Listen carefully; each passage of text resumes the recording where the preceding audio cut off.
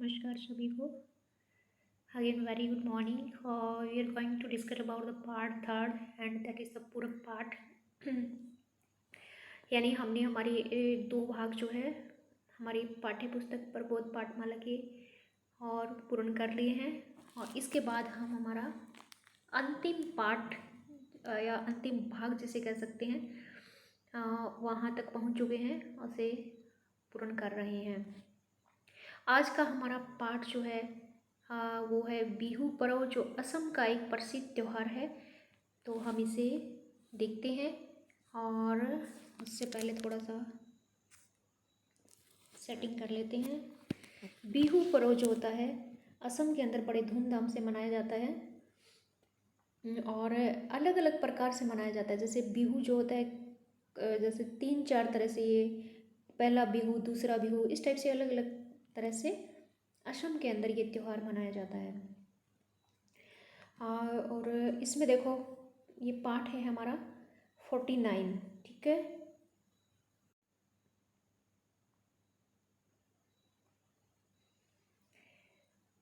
उत्तर पूर्व का प्रवेश द्वार है असम का प्रमुख शहर गुवाहाटी, जिसे हम गुवाहाटी बोलते हैं जनरली, लेकिन बुक में गुवाहाटी लिखा हुआ है।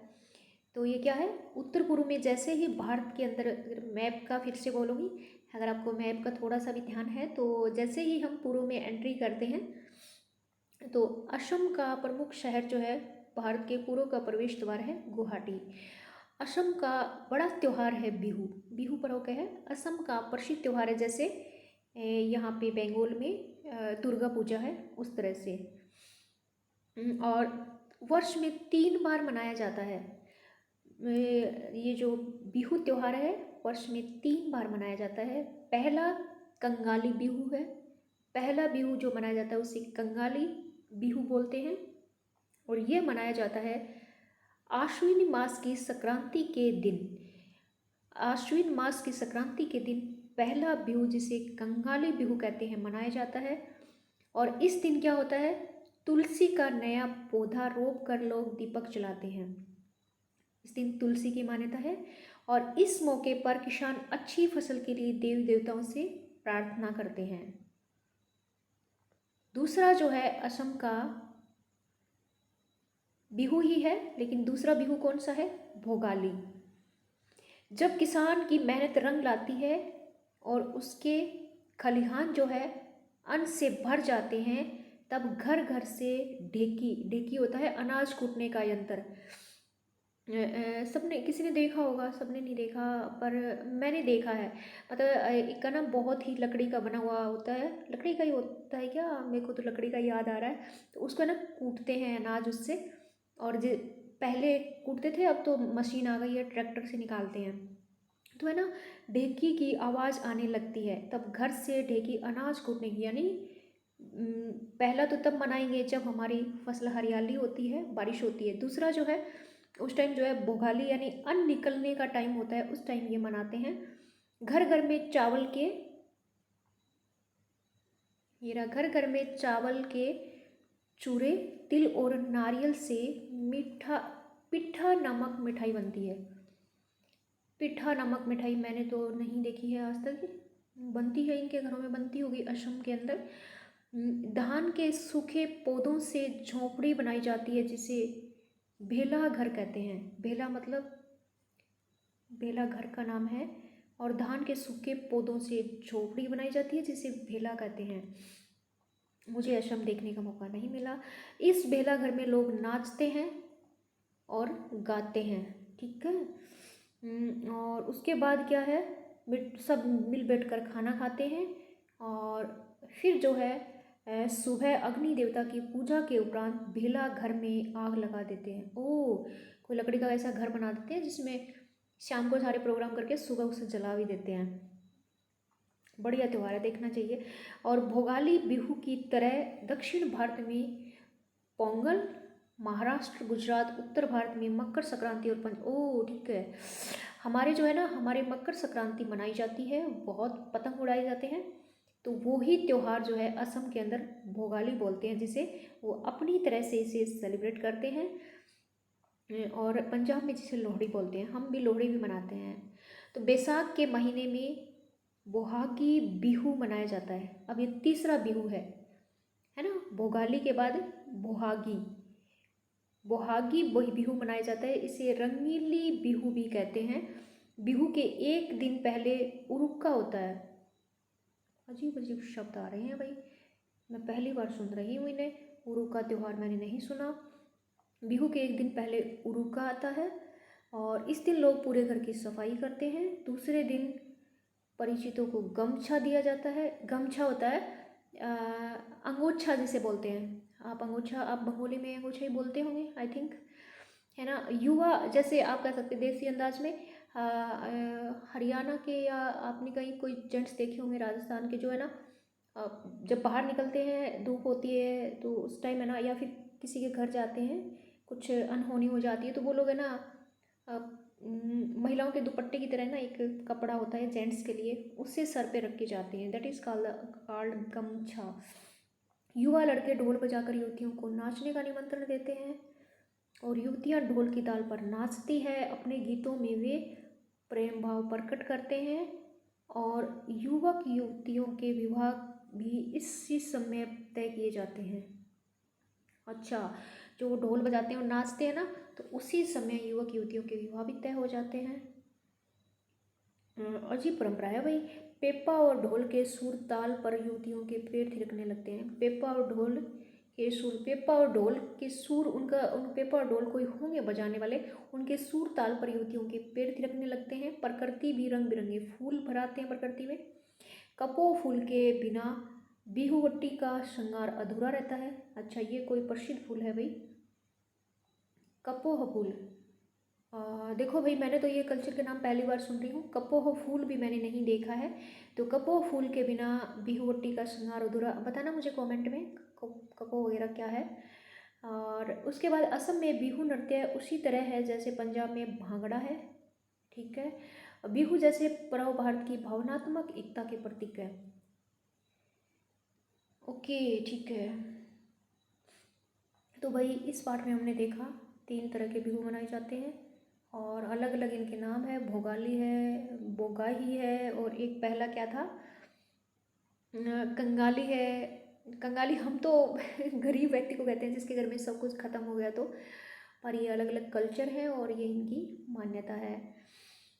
प्रवेश द्वार होता है, एंट्रेंस होता है, ये इनके कुछ शब्दार्थ दिए हुए हैं। ढोल ड्रम सबको पता है। और बारन खलियान होता है।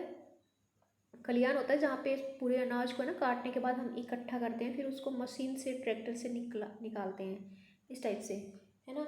और उसके बाद हमारे पास आ रहा है तिल, जो होता है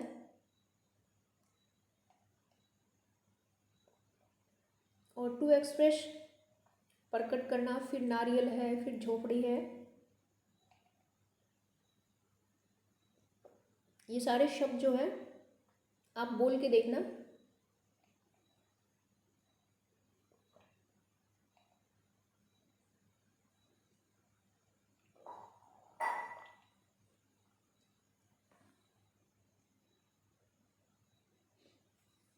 श्रृंगार, मेकअप करना, ये सब शब्द जो है परिचित शब्द हैं। उसके बाद जो देखिए फैमिलियर, परिचित, अधूरा, निमंत्रण, भावनात्मक, एकता, प्रतीक, ये सब आपको पता है। नहीं पता कमेंट में डाल देना, हम बता देंगे। इंग्लिश वाले आप देख लेना, सेम ही है, हम रिपीट करते आ रहे हैं। Symbol, unity. अब हिंदी के महीनों के नाम, ये थोड़े से इंपॉर्टेंट है, इन्हें याद करना। चेत, बैसाख, जेठ, आषाढ़, मैं रिपीट कर रही हूँ। चेतर, जो मैं बोल रही थी ना, चेत बैसाख, ये हमारे डायरेक्ट बोलते हैं,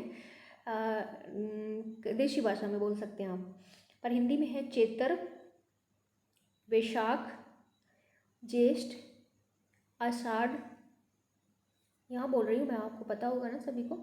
श्रावण, ये श्रावण जो है ना, इसको हम श्रावण बोलते हैं। भाद्रपद, आश्विन, कार्तिक, अग्रहायण, पौष, माघ, फाल्गुन।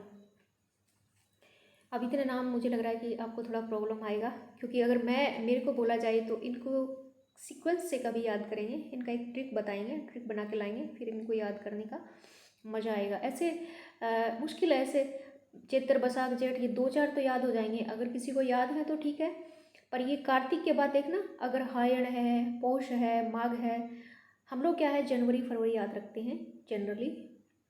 तो मुझे लग रहा है कि जैसा मैं फील कर रही हूँ वैसा ही अधिकतर कर्मचारियों को महसूस होता होगा कि इतनी लंबी लाइन, और इसी क्रम में याद करना होता है, क्योंकि जैसे पहले चैत्र आता है, फिर वैशाख आता है। तो इस टाइप से मेरे को ना चैत्र वैशाख जेठ आषाढ़ सावन, मतलब इस टाइप से ना मेरे को याद है कुछ, पर बीच में कुछ ना कुछ मिस प्रिंट है। अग्रहायण जो है ये मेरा, इसको पता नहीं हम जनवरी में क्या बोलते हैं, पर वैसे ना चैत्र जो होता है ये कौन सा महीना होता है, चैत्र वैशाख जेठ साठ सावन कार्तिक, देखो मुझे जनवरी फरवरी ही याद है, पर इसकी ट्रिक बनाएंगे और उससे हम सीखेंगे जनवरी के साथ कौन सा आएगा। इस टाइप से मैं ऐड करके इनकी ट्रिक बना के दिखाऊंगी और सबके लिए बेनिफिशियल होगा। बिहू कहाँ मनाया जाता है, अच्छा वही इसमें प्रश्न है। बिहू मनाया जाता है असम में, ठीक है।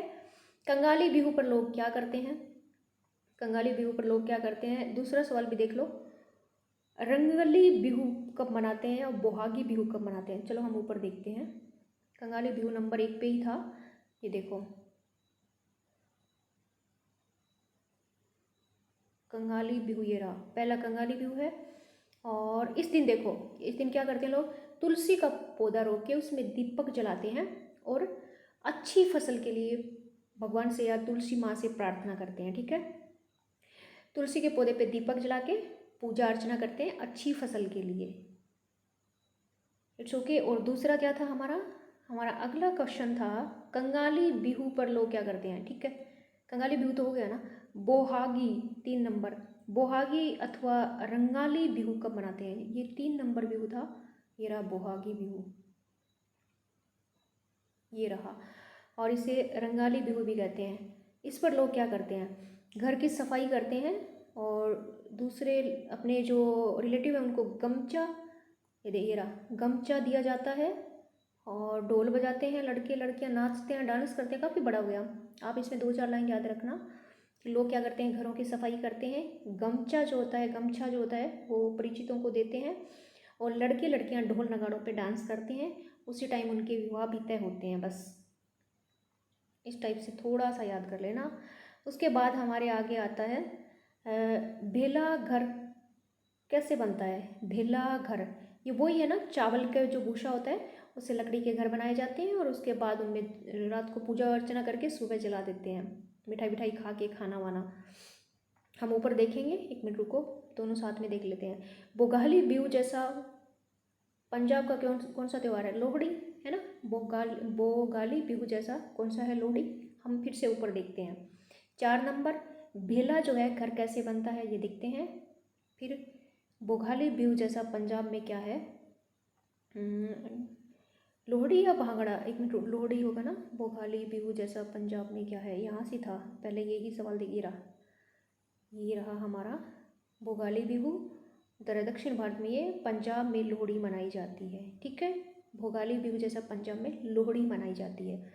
और दूसरा वो घर थे वो कौन से थे, भेला घर जो है कैसे बनते हैं यहाँ देखते हैं, ये रहा क्या होते हैं।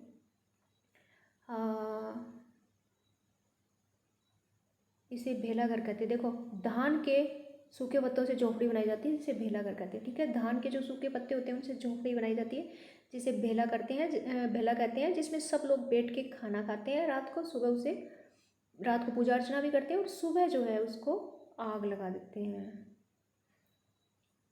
इनकी मान्यता है भाई, हमें नहीं पता, मेरे को तो सरप्राइज हो रहा है कि घर बना के आग भी लगा देते हैं। इसके बाद हमारा ये पार्ट कंप्लीट हो रहा है। इसी के साथ हम आगे वाला पार्ट भी इसी में कवर कर रहे हैं क्योंकि वीडियो अभी ज़्यादा बड़ा नहीं है, ठीक है। तो आगे वाला हमारा पार्ट है 50 और जिसमें हमें गांधी जी के बारे में बताया गया है जो देश के महापुरुष हैं और जिसे महात्मा के नाम से भी जाना जाता है। तो देखते हैं इसका भी। 20वीं सदी के पहले दशक की बात है। दक्षिण अफ्रीका के स्टेशन पर रेलगाड़ी चलने के लिए तैयार खड़ी थी। एक भारतीय युवक पहले दर्जे के डिब्बे में सवार हुआ, ये है गांधी जी।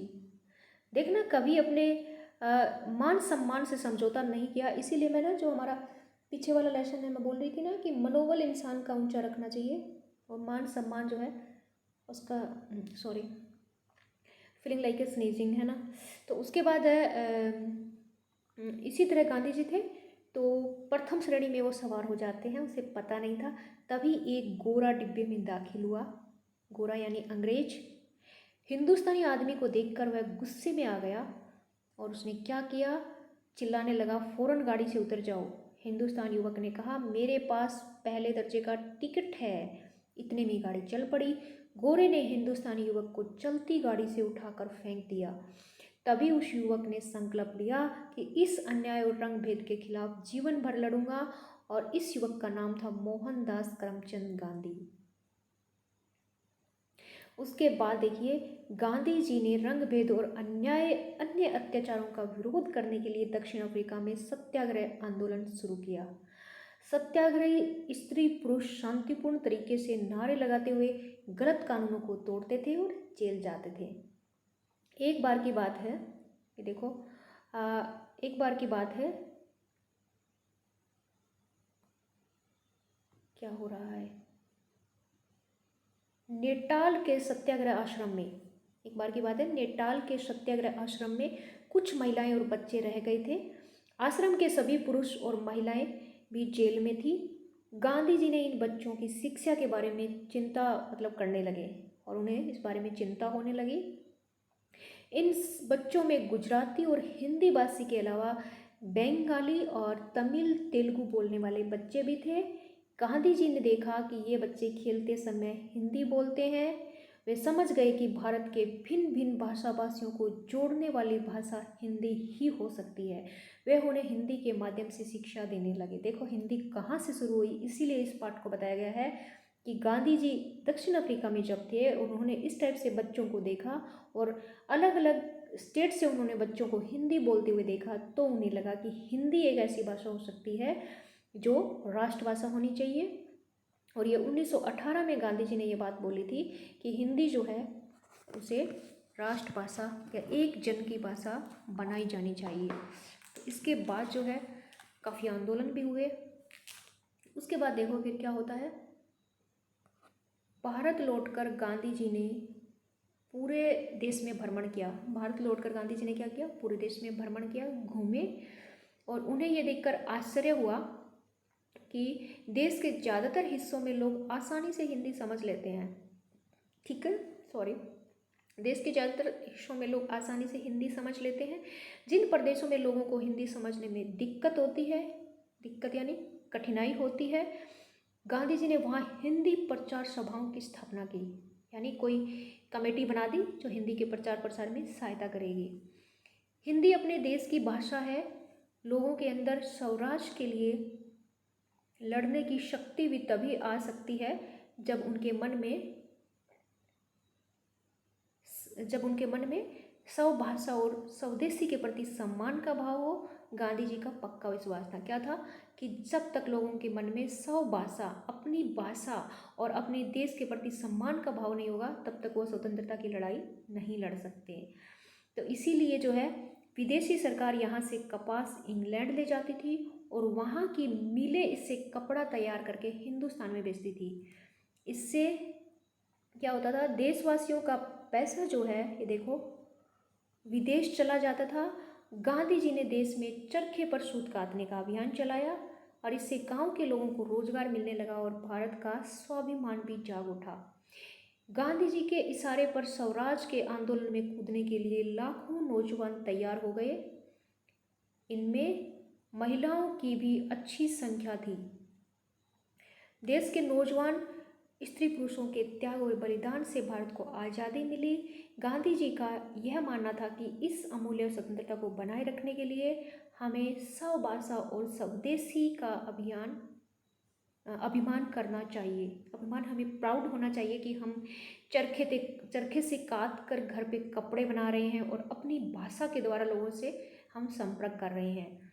तो हमें अपने पे प्राउड होना चाहिए, अपनी कंट्री पे। कुछ शब्दार्थ दिए हुए हैं जिन्हें आप देख लीजिए थोड़ा। 20th सेंचुरी, 20वीं सदी, दशक होता है, डिकेड और संकल्प, रिजोल्यूशन, अन्याय, इनजस्टिस, रंग भेद, रेसिज्म होता है जीवन भर, हमारा एंटायर या होल लाइफ होता है। स्थापना करना होता है, टू इस्टेब्लिश करना किसी चीज़ को। शक्ति पावर होता है। सम्मान हमारा आदर मान, रिस्पेक्ट या रिगार्ड इन्होंने लिखा है। कपास कॉटन होती है, दिख नहीं रहा यहाँ से थोड़ा, ये रहा हमारा कपास कॉटन।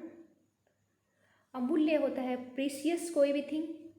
और स्पिनिंग व्हील होता है चरखा, सूत काटने वाला। कॉटन थ्रेड, कॉटन के धागे जो होते हैं ना, धागे जिसे बोलते हैं, जिससे कपड़ा बनाया जाता है, उसे सूत कहते हैं। एम्प्लॉयमेंट्स दैट इज़ रोजगार। अभियान होता है मूवमेंट, फिर भी हम देख लेते हैं, ये रहा। और उसके बाद आ रहा है हमारा कातना और स्वाभिमान आंदोलन, इंग्लिश में देखते हैं, to spence self respect and movement. ठीक है, उधर से अगर हम देखें तो हमारा अत्याचार है ना, atrocity. Satyagraha fight for truth. Peaceful शांतिपूर्ण। लॉ होता है हमारा कानून। जेल होता है प्रिजन। माध्यम हमारा मीडियम।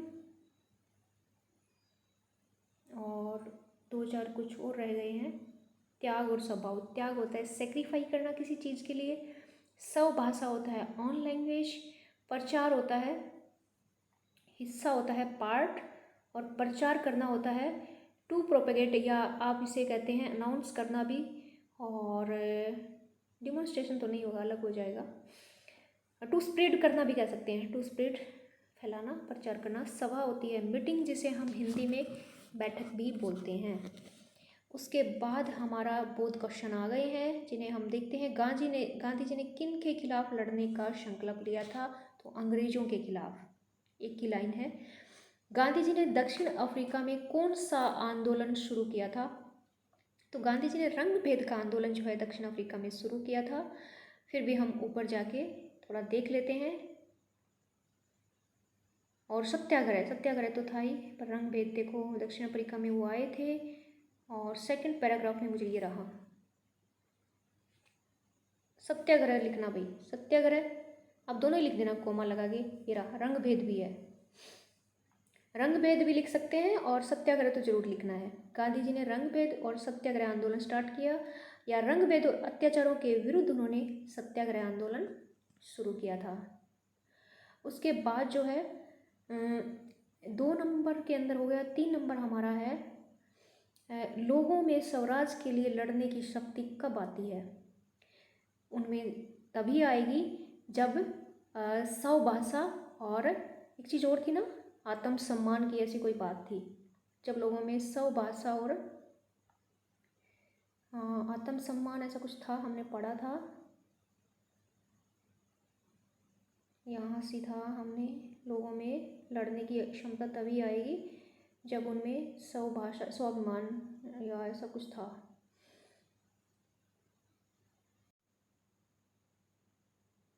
ये लाइन देखो, ये स्वाभिमान है, और इसे आप स्वभाषा भी थी एक जगह, है ना। तो जब स्वभाषा और स्वाभिमान लोगों का जगेगा, ये रहा अभी देखो, मेरी फोटो के नीचे देखो, उनके मन में, है ना, वो तभी लड़ने की शक्ति आएगी जब मन में स्वभाषा और स्वदेश के प्रति सम्मान का भाव हो। ठीक है, ये लाइन आपको कोट करना है। कब आएगी उनमें ये लड़ने की क्षमता? जब स्वभाषा और स्वदेश के प्रति सम्मान का भाव हो। ठीक है, उसके बाद हमारा आ रहा है लास्ट हमारा क्वेश्चन है, that is the 4th question, and this is regarding to that Gandhi ji ने गांव के लोगों को रोजगार दिलाने के लिए कौन सा अभियान चलाया था? ये रहा।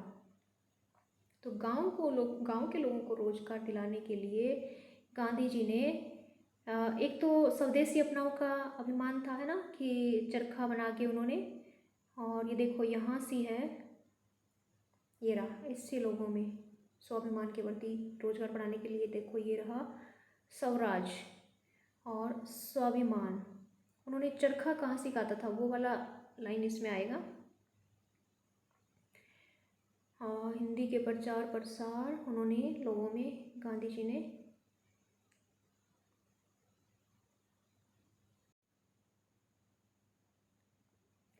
ये देखो भाई, चरखा कातने का, देखो चरखे से सूत काटने का अभियान उन्होंने चलाया था। और तभी स्वरोजगार होगा जब चरखे से सूत काट के और खुद से कपड़े बनाएंगे, है ना। तो उन्होंने कहा कि स्वदेशी का प्रयोग करो और विदेशी का बहिष्कार करो। तो इसी के साथ जो है मुझे लग रहा है हमारे ये वाला चैप्टर भी ख़त्म हो गया है।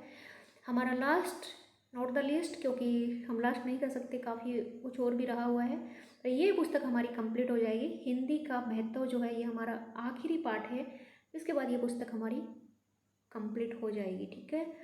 इसे हम हमारे अगली कक्षा में करेंगे। और पूरी पुस्तक के बारे में कोई प्रॉब्लम हो या कुछ भी आपको पूछना हो रिगार्डिंग टू पार्ट 1 एंड 2, तो आप मुझे कमेंट कर सकते हैं, व्हाट्सअप कर सकते हैं। आशा करती हूँ कि आप सभी को समझ आया होगा, और यू आर मोस्ट वेलकम कि आपको कुछ समझ नहीं आए तो आप मुझसे कांटेक्ट कर सकते हैं, पूछ सकते हैं। इसी के साथ आज की कक्षा को मैं यहीं विराम देना चाहूँगी, और मिलते हैं हमारी अगली कक्षा में और आखिरी पार्ट के साथ, जो क्या था, देश में हिंदी का महत्व, ऐसा कुछ था क्या, हिंदी का महत्व ऐसे कुछ लगा मुझे। ओ परिशिष्ट जो है इसमें कोई खास नहीं है, एक पार्ट है, उसे भी हम कंप्लीट कर लेंगे, कोई दिक्कत नहीं है। ये हमारा रहा था अभी हिंदी का महत्व, हमने सब कुछ कर लिया। हिंदी का महत्व हम आराम से देखेंगे, उससे पहले मैं एक टेस्ट लेने का भी सोच रही हूँ, देखते हैं। चलो बाय बाय, टेक केयर, जय हिंद।